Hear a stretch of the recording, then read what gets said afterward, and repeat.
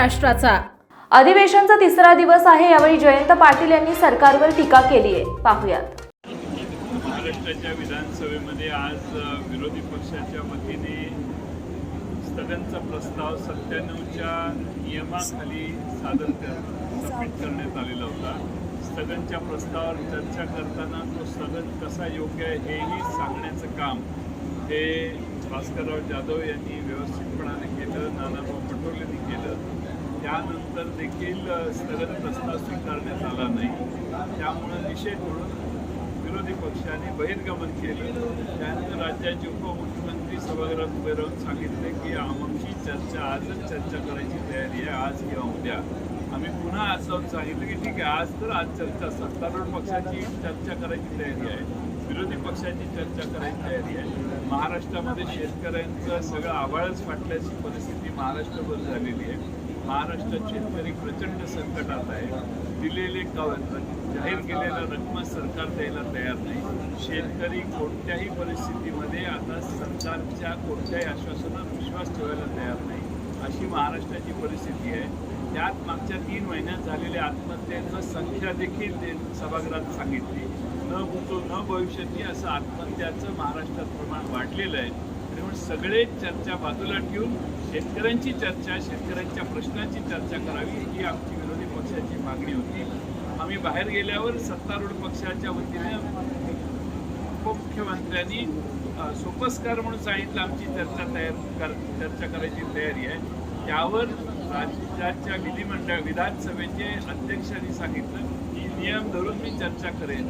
नियमच 97 खाली होता की नियम 97 अन्वये चर्चा आम्ही उपस्थित केलेली होती। त्यामुळे सरकारला चर्चा करायची नाही आहे, सत्तारूढ पक्ष चर्चेला तयार नाही। सत्तारूढ पक्षाचे उपमुख्यमंत्री कितीही म्हटले तरी त्यांनाही माहिती आहे की महाराष्ट्रातल्या शेतकऱ्यांना सांगण्यासारखं त्यांच्याकडे काही नाही, आणि म्हणून याचा निषेध म्हणून महाराष्ट्रातल्या विधानसभेतल्या विरोधी पक्षाच्या सगळ्याच सभासदांनी आता बहिर्गमन केलेलं आहे। सर, मुख्यमंत्र्यांनी हे पण म्हटलं होतं की मी जेव्हा मुख्यमंत्री बनून येणार त्यावेळेस मी 7/12 सुद्धा कोरा करेन, मी योग्य वेळ आली तर मी कर्जमाफी सुद्धा करेन। पण त्यांनी अशी पण ग्वाही दिली, पण ती कर्जमाफी अजून त्यांना द्यायला का ते मागचा मुद्दा विचारतो। 7/12 कोरा नाही, कोरा कोरा कोरा अशी घोषणा होती। धनगर समाजाला दिलेली आश्वासनं पूर्ण केलेली नाही, मराठा समाजाच्या बद्दलची आश्वासनं वेगळीच आहेत। महाराष्ट्रात कोणतंही आश्वासन या सरकारने पूर्ण केलेलं नाही, आणि म्हणून या सरकारवर महाराष्ट्रातल्या जनतेचा आता विश्वास नाही। काल परवा लाडक्या बहिणीला फसवण्याचं काम हे करतात।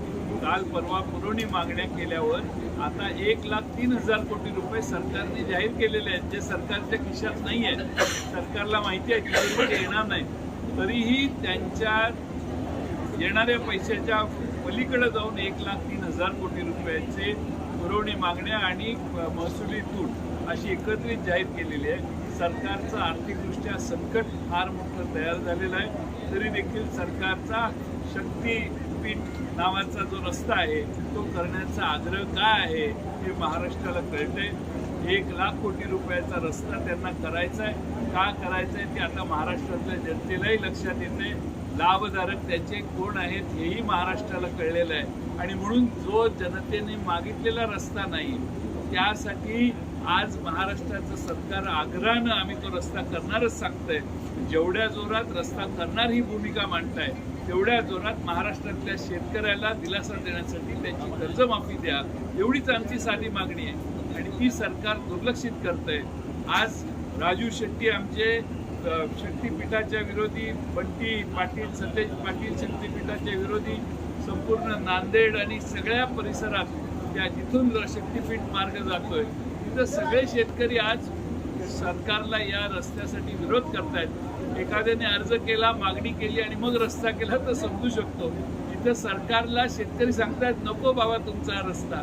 तरी ताज्या आणि महत्त्वपूर्ण बातम्या पाहण्यासाठी आजच आमच्या संध्या लाईव्ह न्यूज चॅनलला YouTubeवर सबस्क्राईब करा आणि बेल आयकॉन प्रेस करा।